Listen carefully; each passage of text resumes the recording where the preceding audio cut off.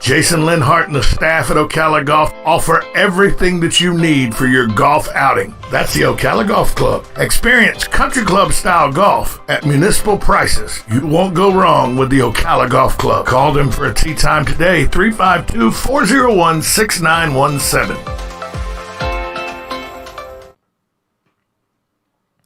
Auto repair with personal care. We know what we're talking about. Matt Gibbs and the guys over at Sunrise Automotive will treat you right. We'll treat you right. That's right. It's time for Matt Gibbs from Sunrise Auto repair with personal care. He's in studio with us. Good morning, Matt. Morning, Tom. How are you? You know, I can't complain except there's a impending doomsday storm. Oh, no, it's not really a doomsday storm. It's gonna, it's something we got to pay attention to. Yeah. I'm sure there's things you're doing around the shop that you're getting a little prepared for it, because you have customers' cars and all sitting there. So you got to do certain things. But, I mean, I can't believe it. It's where we choose to live. Part of what we choose to do, part of where we choose to live, part of what we have to deal with is storms that may turn and blow hard wind and bring a lot of rain, and it's called hurricane season for a reason. That's exactly right. And here we are. Now, have you done anything special around your house or anything to get prepared for this? Oh, man.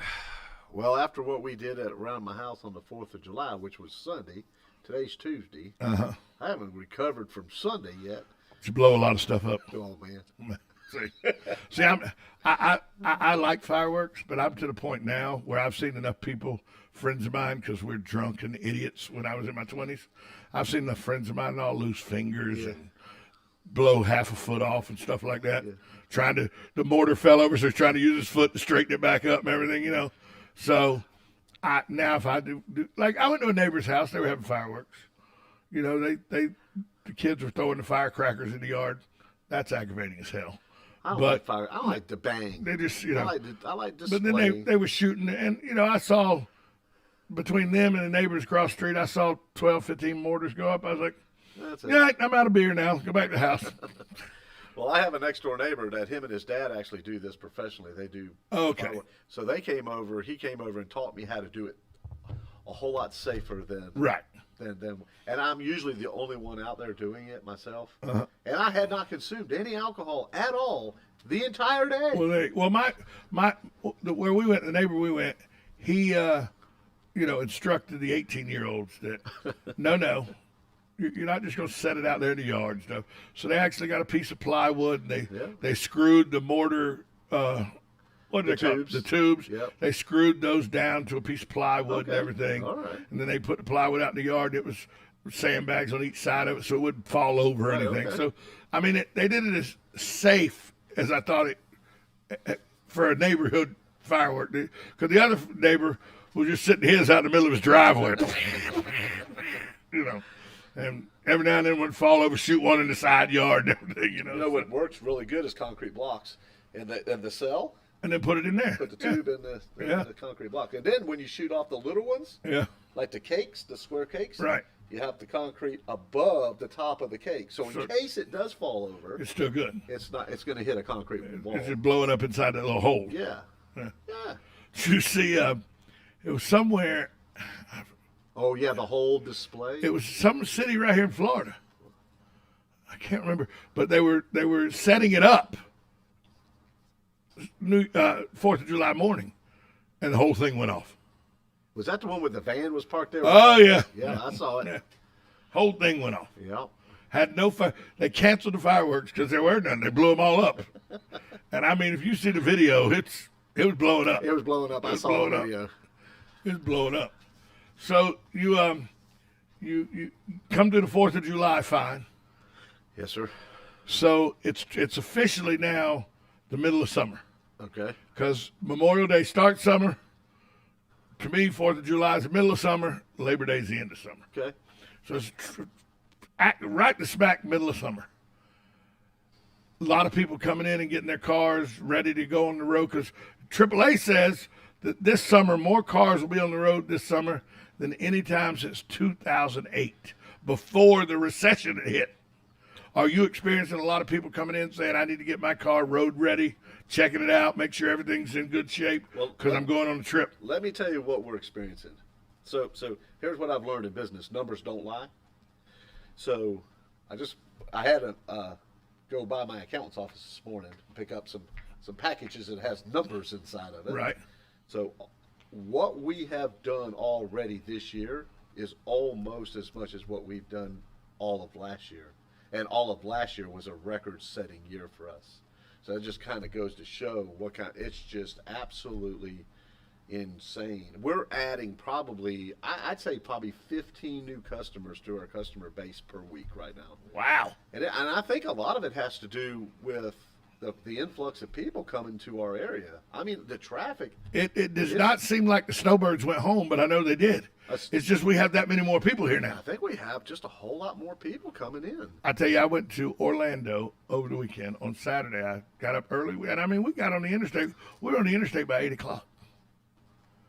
And we took the interstate to the turnpike and turnpike to SeaWorld. Yeah. Okay? Literally that early in the morning, usually, or I hadn't been because the music park's been closed now, but I hadn't been in a while. But usually, my experience, and I've been a lot of times, I made that trip down the turnpike in my lifetime as an adult probably 1,000 times. Right. Okay? More than that, probably, but still. Saturday, we were bumper to bumper on 75 and the turnpike the entire way till we got to where it was 3-laned in Orlando, where turnpike 3 lanes. It was bumper to bumper, but it was bumper to bumper Atlanta style. We were moving at a 74 to 76 mile an hour clip the whole way. Okay. But bumper to bumper. And that kind of worries me here in Florida because I know the morons that drive here. In Atlanta, that's the norm. Right. You drive 75 miles an hour bumper to bumper or you die. Right. Or you get run-ed over. You get run-ed over. Yep. But here, we're more of a 75 miles an hour, 10 miles an hour. 75 miles an hour, 10 miles an hour. Yep. Get up to speed, and then everybody slams on the brakes. And I was worried that was going to happen. It never happened the entire way to Orlando, but it had me, and I've never remembered that much traffic that early in the morning. Yeah, it's different now. Ocala is different. Our area is different. It's not the same as it was.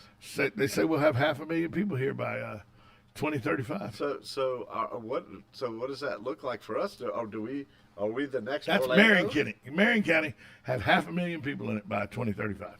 Wow. By the way, the city of Orlando proper only has like 330,000 people.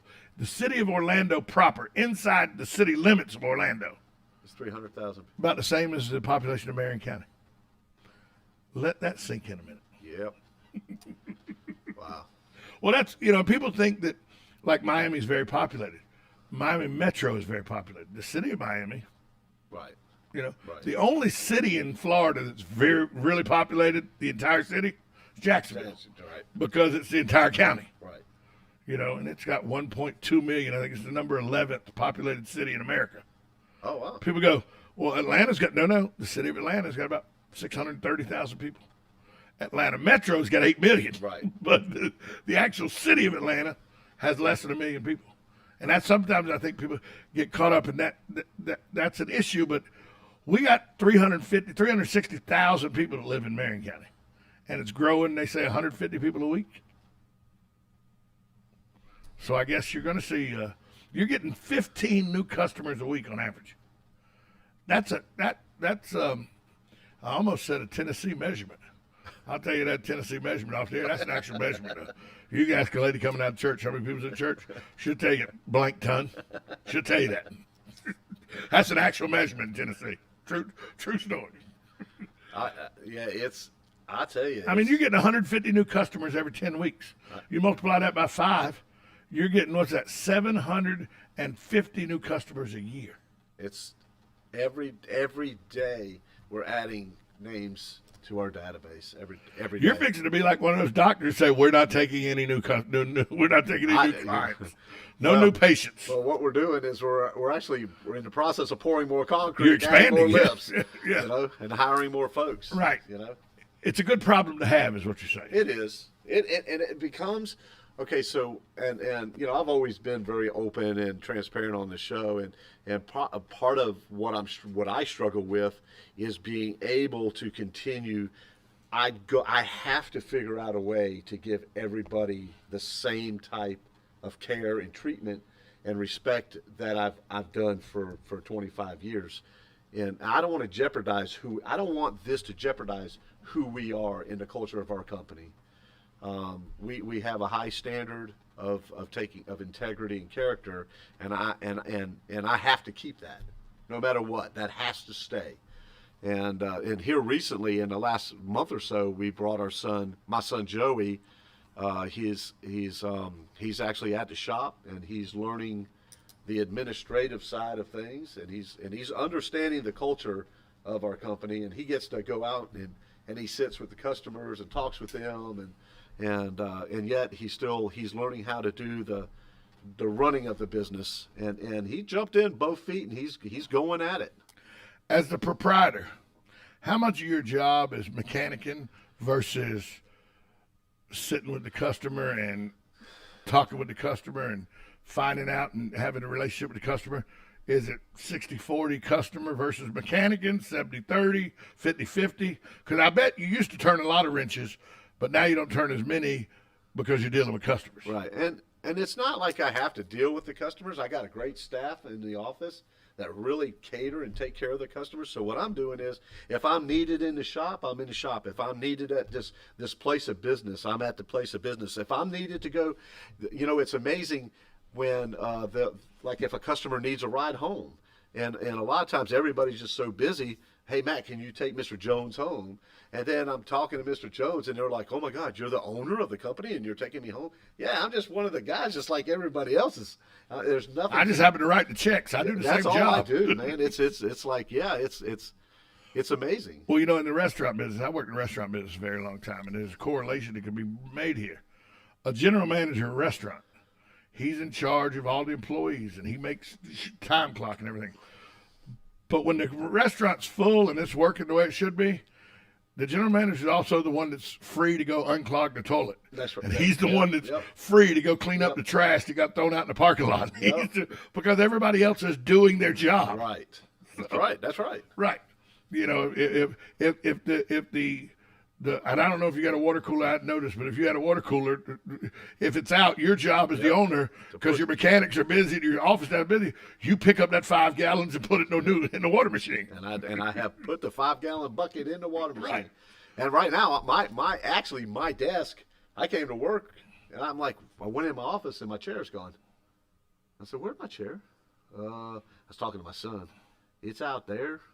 Out where? Out there. Out in the shop. They set me up a whole desk, my chair, everything. It's up against a wall in the shop. They got you out of the. I'm gone, bro. See you. Get you out the shop. Hey, I thank God they gave me a little fan. No air conditioning for you. You own the place. No air conditioning for you. Sorry about your luck. It's funny too, because if I am working on a car, usually I'm working out a car out in the parking lot because I don't have nowhere. You don't have a bay or there. anything. Yeah. I don't have a spot. Somebody asked me to ask you this question, so I'm going to. Okay. It was a friend of mine who's having an issue, and they took it to a place, and the place said, well, the entire system's shot. You got to replace it. The entire what system? Air conditioning. Okay. The entire air conditioning shot. You got to replace it. Okay. But the person told me what the air conditioner was doing, and I had the same exact problem with the same exact type vehicle. Okay. Where when you turn the air on, you put your hand close to the vent, cold air was coming out. Okay. But it wasn't blowing out because my blower motor was shot. Okay. So I replaced the blower motor, now I got air conditioning again. They went to this place, they said the whole thing's shot. So they come back, they go, well, but it's blowing cold, it's cold air's coming out. It's not, the fan's not seeming to be working. Guy goes, yeah, but it's all shot. That's just, it's barely hanging on. That's why it's all got to be replaced. Almost like, and I don't want to say that they are trying to take advantage. Why wouldn't you don't want to say they're trying to take advantage? But it sounds like, they made a decision on what was wrong and customers' concerns be damned. And that's what, that used to be really prevalent in the car Yeah. in the car repair business, and it's improved a lot. Yeah.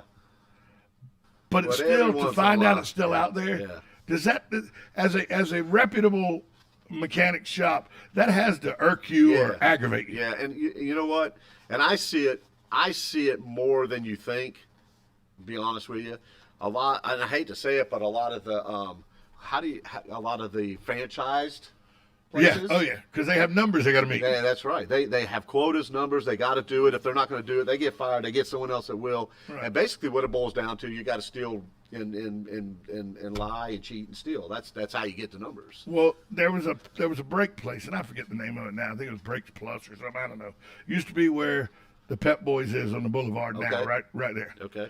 And I went in there one time because they had the $99. Yep. So I went in there, they pulled the Dodge apart. At the time I had a Dodge, a Ram truck. Pulled the Dodge apart, and guy comes, sir, come out here. He goes, you need a whole, you need drums, you need new calipers, it's going to be $900. You're 900. I go, no, it's not. He goes, yeah. I said, no, put it back together. I'll take it somewhere else. He goes, by law, I can't put it back together because his calipers are extended and they won't go back in. And by law, I can't do anything to force them back in. So I'm sorry, it's just how it is. I go, well, let me explain something to you. Either you take that C-clamp right there and you push that caliper back in with that C-clamp and put that damn thing back together, or I'll put that C-clamp on there and push that caliper in and put the tire back on it, and I'm leaving here. Whether you do it, I do it, and whether the cops have to be involved. Lo and behold, they put my truck back together. I left. I ran into that guy about a year later. He saw me at a local watering hole, come up and said, hey, remember me? I go, yeah, I remember you. He goes, can I buy you a beer? I go, I'm always up for a free beer.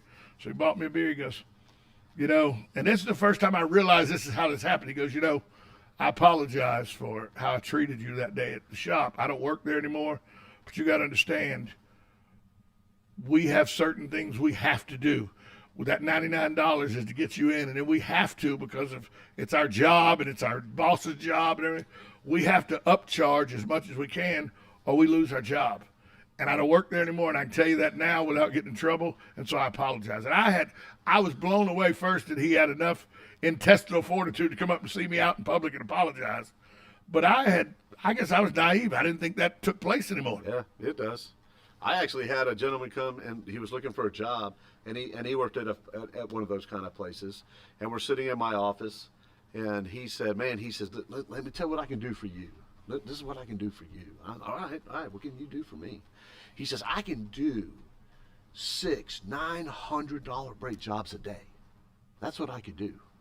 Well, I understand what that means. So I said, oh, all right, that sounds great. I said, dude, hang on a minute. I said, let me walk out to the shop, and I'll be back in a minute. I got up and I walked out of my own office, left the dude sitting in a chair. Never came back. I never came back. I don't know how long he sat there, but I think eventually, because the next day he wasn't there, so Right. I knew sometime. So you knew by the time your shop closed, he had left. And he probably got it figured out that that was a dumb thing to do. I've even had parts people that run parts houses come to me and say, listen, we want your business. We want you to buy parts from us. Okay, what are you offering me? Well, this is what I'm offering you. This is the price you would typically pay for this part, but we're going to sell it to you for 20% less. But you get to mark it up from the price that you would pay normally, but you're paying 20% less, which means you're going to make 20% more profit on that part. And we're doing this as a favor to you. And You then should go with us. we're just going to show to you how much we want your business. And I said to them, well, okay, and here's how I think. If you're going to reduce the price by 20%, why don't I do that to my customers so my customers get 20% savings on every part that they buy from us? I said, see, your way of thinking and my way of thinking are totally different. So therefore, I can't buy parts from you. And that's why you get 15 new customers a week. And that's it. Good morning, you're on with Matt Gibbs from Sunrise Auto. Good morning, Matt. You know my cars, and the one car was the Ford product, and I used to go to Ford faithfully ever since I bought it, and I bought it here in Ocala. And one day I went in for the oil change for these people, and I was sat there for 5 hours waiting for an oil change. And then all of a sudden it came out there was oil all over the place, and they cleaned it up a little bit. And I went directly to your shop, and you brought it in, put it up on the lift, and there was a guy spent about 20 to 30 minutes wiping it down again after they supposedly cleaned it up. And that's when I decided I was going to bring all my vehicles to you guys, because there is no integrity in a lot of these big places. And it's unbelievable. But I'll hang up and let you comment on that. Thanks for the call, Sonny. See ya. And see, and I never knew that. I never knew that was he had that issue. He never told me that. And, you know, the problem is, like you said, in these big national chains, is they have corporate high-ups that say, this is what you got to do because you need to generate this much money, and if you don't, you're fired. Right. And there's no ifs, ands, or buts, and it's on a month-to-month basis. I mean, general managers change in those places like I change my socks. And see, for me, if I would say this is in my corporation, because I am incorporated, you know? In my corporation, I would say if I caught anybody doing anything like that, fired. They're done. Yeah. Right then and there. There's no. I had a situation with a customer, and with an employee, and you know what I did? I never had this problem ever again with the employee. I took the employee. The customer was sitting in the customer lounge. I explained to the customer what had just happened to his car. Now the customer, he was not happy. He was pretty upset, and I had the employee sitting in the chair next to us, and I said, "And Mr. Customer, does this employee is he still employed at Sunrise Automotive?" And we actually, me, the customer, and this employee sat down out there in the customer lounge, but there was no other customers there. It was just the three of us, and we had a discussion. And the customer found to have mercy and grace upon this employee, and said that this is your one and only chance. So thank God your son's still employed. And so that guy went on, and he was able, and he became a model employee after that. Well, you know, sometimes when you get that second chance, but it's one of the areas, and my dad fought it, and this was in the 70s. My dad fought it that, you know, people thought mechanics were just there to take advantage. Yeah. Because they know and you don't know a lot of times. And especially women always thought that you ask a woman, 9 times out of 10, they'll think, I'm being taken advantage of. Right. When in actuality, I know how you deal with women the same way you deal with men. Customer's a customer. I know, I've seen you go in, you explain what's going on, you explain the cost, you give them the options that you can do all of this now, that you can do some of this, and it's not going to, you know, I know you explain all the options. But a lot of places go in and say, hey, whole air conditioning unit shot, got to get a new one. And you know what really bothers me about that, Tom? Here's the thing. If the blower is not blowing out of the vents. That's all that's happening. Okay. Cold air is coming out, just to blow it and blow it. They can't even tell, you don't even see the correct pressure readings of the air conditioning system, because without the air coming out of the vents, the head pressure, the high side pressure is going to build up, and this compressor is going to go on, off, because there's no airflow going. That's what happened in my Cadillac. It would go on, off, on, off, on, off, on, off. And it was click. You would constantly hear clicking on, off, on, off. And they put a new blower motor in. And it cost me $230. Yep. I got air. And sometimes it's not catastrophic, even if they tell you it's catastrophic. That's right. Tell people where you at, Matt. You can give me a call at 352-690-1993, or come by and see us at 1800 Northwest 10th Street. Matt, was that Dan Martone just went by? It was. Sunglasses on in a cloudy day. On a cloudy day. On a golf cart. And somebody was driving him. It's clear that somebody was driving him like he was being chauffeured. Matt, come through the storm fine. I'm sure you will, and we'll see you next week. Yes, sir. That is Matt Gibbs with Sunrise Auto. We'll be right back. No, we're done. Auto repair with personal care. We know what we're talking about.